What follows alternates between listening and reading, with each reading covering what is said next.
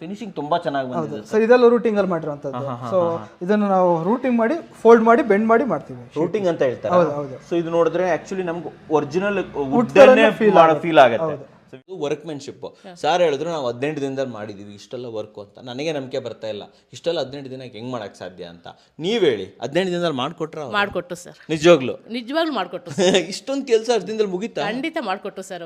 Work ಆಯ್ತು. ಹೌದು sir. Okay, ಮನೆ ಓಪನಿಂಗ್ ಒಳಗಡೆ ಎಲ್ಲ ready ಮಾಡ್ಕೊಟ್ಟು sir.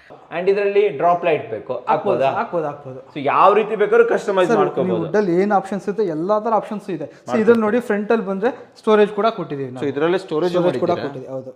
Okay, full storage ಇದೆ. ಚಿಕ್ಕದಾಗಿ ಬ್ರೇಕ್ಫಾಸ್ಟ್ ಕೌಂಟರ್ ತರನು ಯೂಸ್ ಮಾಡ್ಬೋದು ನಾವು ಇದನ್ನ ಅಲ್ವಾ? ಓಕೆ.